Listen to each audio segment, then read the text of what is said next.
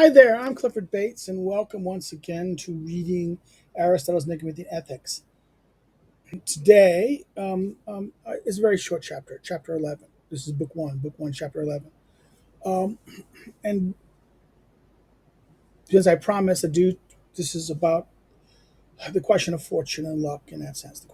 It continues over the previous chapter, the question of how can we, the previous chapter we looked at the question of, well, can we call someone blessed if they've had bad fortune?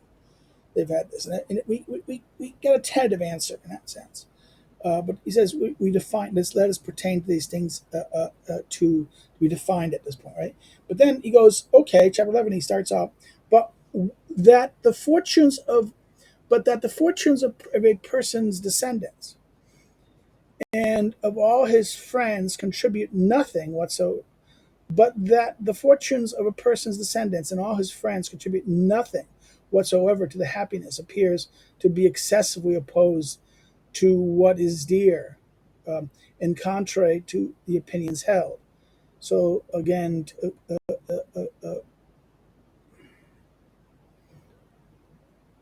contrary as opposed to what is dear. 67.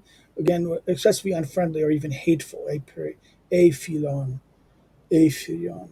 So what is excessively opposed to what is appears to be hateful in that sense. Appears to be excessively opposed to what is dear. That's I think this is this line here. This is literally excessively unfriendly, hateful. Or you can even say, or you can hateful is hateful. In other words, this idea is hateful and contrary to the opinions held, contrary to opinions, the beliefs that people have. And because the things that may before us are many and differ in various respects, some hitting close to home, others less so.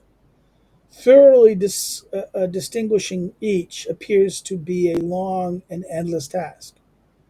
So therefore, it's for mat, but perhaps for the matter to be stated generally in outline would be adequate. So therefore, we're going to, this question. In other words, in other words, the fate of our children and our ancestors and our friends are not going to have any role on this. This is not, the opinion. People's opinion doesn't. It's not. It seems to be hateful, and that people is not going to accept this. People don't accept this. Opinions does not believe this, and therefore, we just we're going to address this. We have to address this, he says. But perhaps the matter needs to be generous to say to generate an outline. Okay? So therefore, just as some of the misfortunes that concern a person himself have a certain gravity and weight in regards his life, but others seem lighter. So also the misfortunes that concern all his friends are similar. And if concerning each thing suffered, it makes a difference whether the friends are alive or have met their end. Far more if the unlawful and terrible things in tragic plays occur before the action of the play or during it, then one must indeed take this difference into account. And even more, perhaps, when it comes to the perplexity raised concerning those who have passed away. Um, 68, literally those who have grown weary, right? This is a euphemistic term saying that actors of a tragedy, saying that they've become either sick or dead. In other words, they've gone away, passed away. They have passed away. Concerning those who have, he uses kind of an old tragic term, right? Passed away. That is whatever they share in something, whether they share in something good or in the opposite. In other words, there is something if it happens during the action. Okay, in other words, if it happened before, after, but it happened during it. Like I'm saying, in other words, if the unlawful and terrible things in a tragic play occurs before the action of the play or during it, then one must indeed take this into account. That is, whether they share in something good or in the opposite. For it seems, on the basis of these points, that even if anything at all does get through to them, whether good or contrary, it is something faint and small, either simply or so or to them. So therefore, there's going to be something. He's not saying there's no influence. He's saying that the influence is going to be minor in that sense, right? In that sense, it's going to have it's not going to have no impact, but it's not going to be dramatic impact. The argument is. Um,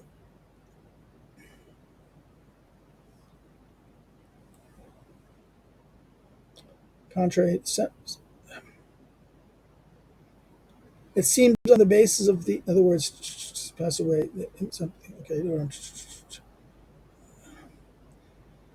for it seems on the basis of these points that everything according as all does get through to them, whether good or contrary. It is something faint, right? He says, either simply or so or to them, right? And if this is not so, then what gets through to them is, at any rate, of such a degree and kind that it does not make happy those who are not such, or deprive those who are happy of their blessedness. In other words, it's going to influence, but it's not going to deprive them. It's not going to make them happy or deprive them of their happiness, are happy of their blessedness. Their friends, faring well, then appear to make some contribution to the condition of those who have passed away, as does similarly their faring well. But a contribution of such a kind and of such a kind and degree as not to make the happy unhappy, or anything of that sort. And here we end. This is where 11. So therefore, this is not. It's not going to be definitive. In other words, this idea that the fate of our children and the fate of our friends it's not going to. It will have some. It can have some effect, but it's going to be minor in that sense. It can't make us. In other words, take someone who's unhappy, makes them happy, and then or take someone who is happy and make them unhappy. Okay, unhappy to happy, you cannot alter them in the fundamental sense. It will have some impact, but it will be faint in that sense. This is how he's saying this, and this is just an afterthought. This is just a kind of an exception and question here. That's why it's such a small chapter in that sense. Well, okay, I'm going to stop here, and I'm going to let you guys. Uh, uh, uh, um, if you have any comments, questions, or want some more explanation about this, say so in the questions, and I'll respond to it. If you have any comments or thoughts on this, please say it. This is a short video in that sense. I was going to say, oh my God, this is really short. If you have any specific questions on the question of happiness, please go check the other videos out. If you've liked it, hit the like button, share it with hit the like button, share it with your friends, put it on social media, and bring attention to this series here in the ethics, Aristotle's ethics. Another thing you can do is you can um, uh, uh, subscribe if you've not subscribed. Subscribe and get others to subscribe. Encourage others to subscribe. Let's grow the channel some more. Another thing you can, okay, if you didn't like it, you can always say, no, I didn't like it, but say why in the comments. This way we can all learn. You can follow me on social media. The links are below. Follow my social media links below. If you want to find more about my scholarship and check me out as a scholar and check my things about my scholarship, you can find links to my academic social media below the social media links. And if you want, below that, if you want to help me doing what I do here, you can contribute via Subscribe Star, Patreon. Links are below. Again, to that, or you can pick. If you want to simply just, you can buy one of my books. If you want to help contribute manifestly, just buy one of my books, and you can do so. The 3 books are listed below. You can do so at Amazon or someplace else. You can do it. Pick it. Barnes and Noble. You order through your local bookstore. Okay, this is what you can do if you want to help. Well, that's it.